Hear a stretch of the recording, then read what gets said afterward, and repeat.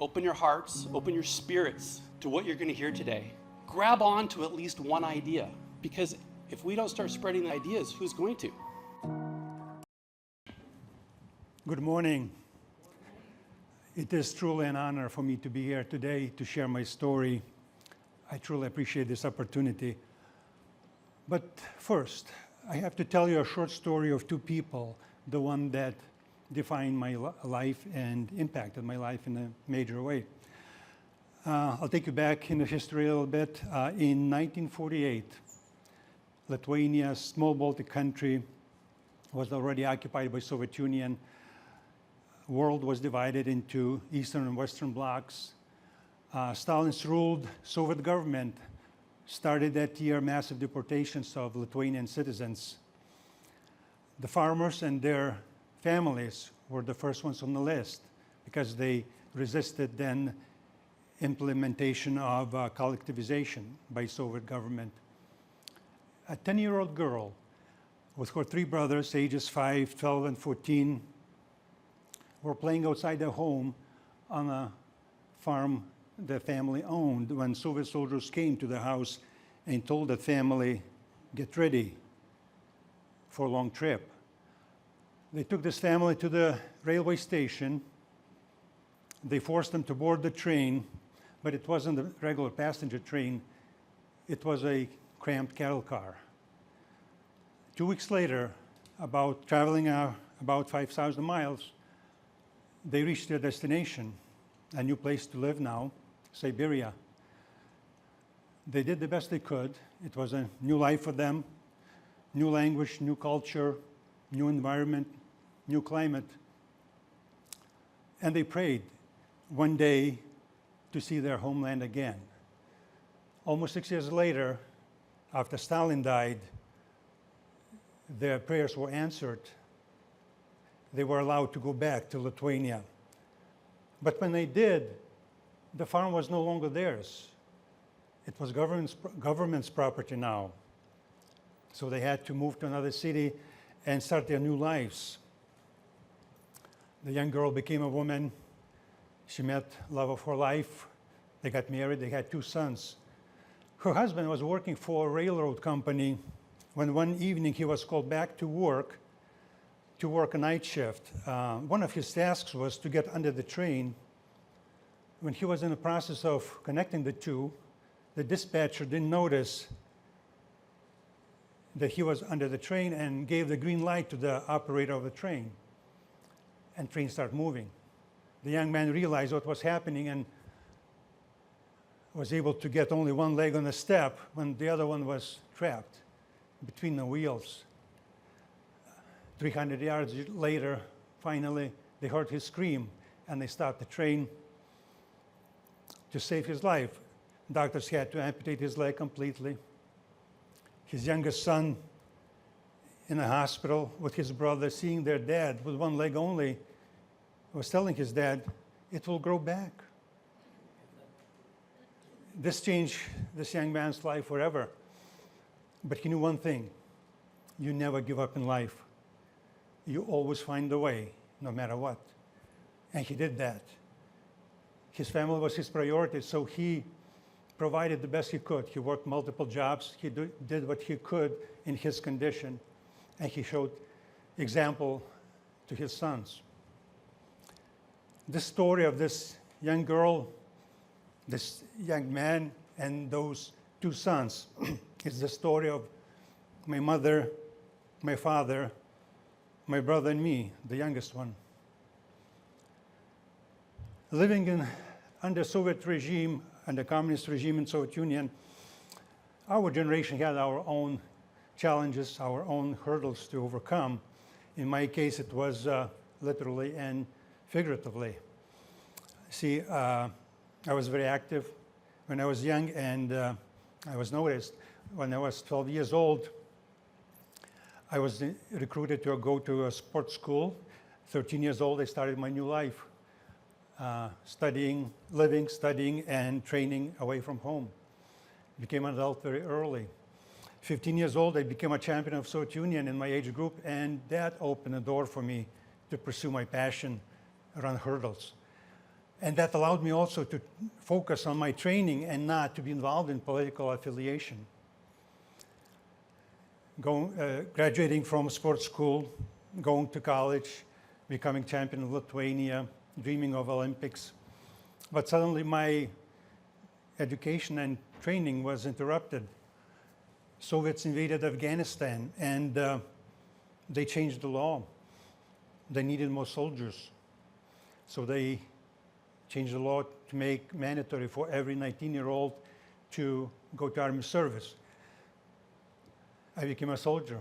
Even so, everybody in my position, being a national champion and member of national team, they were allowed to continue training. Somehow my name wasn't on the list. Boot camp, helicopter mechanic school, continuation of service in Siberia. Different circumstances now than my mother's, but it was my time now to experience Siberia. Possibility to be transferred to a war zone in Afghanistan was hanging over many of us then.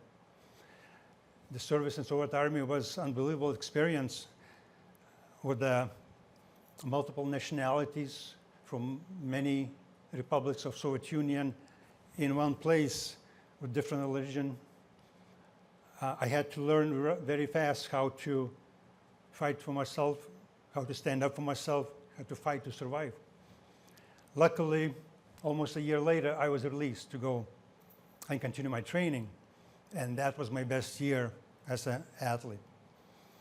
I became a champion of Soviet Union. I became a record holder of Lithuania. And my dream to become an Olympian was getting very close. But Soviets boycotted 1984 Olympics. 2 years later, devastating injury to my leg, surgery, almost 2 months in a hospital, trying to get back on track. But eventually that ended my career and my Olympic dream. Living athlete's life in Soviet Union allowed me and provided me opportunities to travel across the country and witness all the challenges we had living under a communist regime. Shortage of everyday things, long hours waiting in lines, empty shelves, rationing food, all of that was norm. We all questioned then, how is it possible for the country with the largest land in the world that covers part of Europe, part of Asia, 11 time zones, access to the ocean and the seas, with vast amount of oil and earth minerals. How is it possible? Well, we knew that in a socialist communist system, government is incapable to manage the economy and all aspects of your life. In such system, one fact wasn't mentioned officially. Even so, they said that everybody has to be equal, but those who were making decisions how equal citizens of a country must be and how it is achieved, those were living by different rules. That system, and that was a communist government, and those who we called had access to path of distribution. That system created a completely different class that with all the benefits available to them, but not to the rest of the population. The rest had to obey and follow the rules. In 1980s, Soviet Union experienced stagnation. Every Soviet republic, national pride took place, and Soviet government was forced to make some changes. So glasnost and perestroika started, openness and restructuring. Lithuania took advantage of that time and were the first ones to declare independence. Those were historical times for us to live through, especially seeing joy in my parents' and my grandparents' eyes, knowing that they lived in a free country and then they had to endure 50 years of occupation. We knew then there's one special country in the world, the beacon of freedom and democracy. We simply called it America. And I didn't know then that that special country one day soon will be my new home, and I will become a proud citizen of this great nation.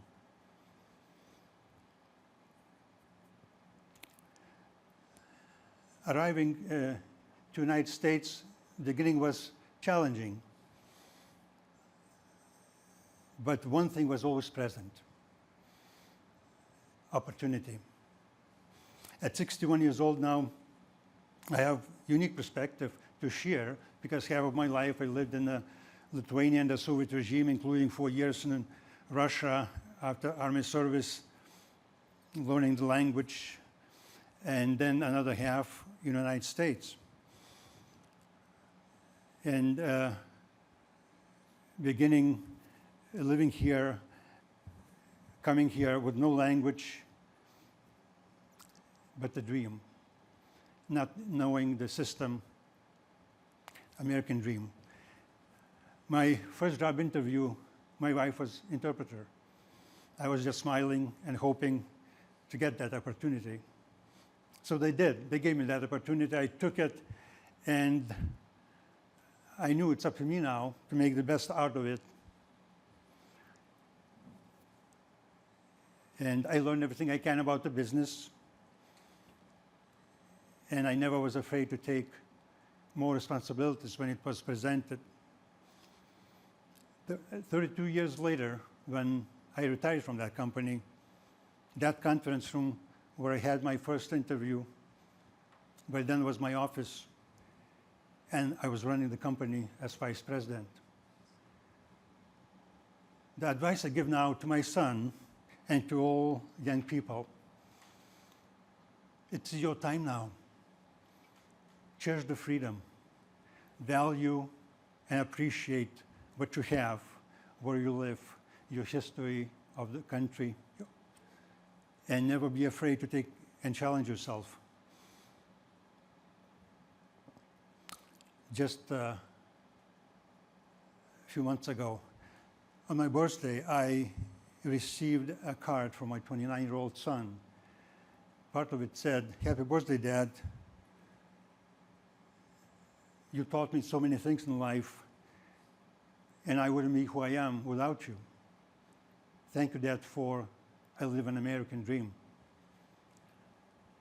My wish to all of you is to hear these words or to say them, because American dream is also the idea for all of us who want nothing more but to have freedom and opportunity.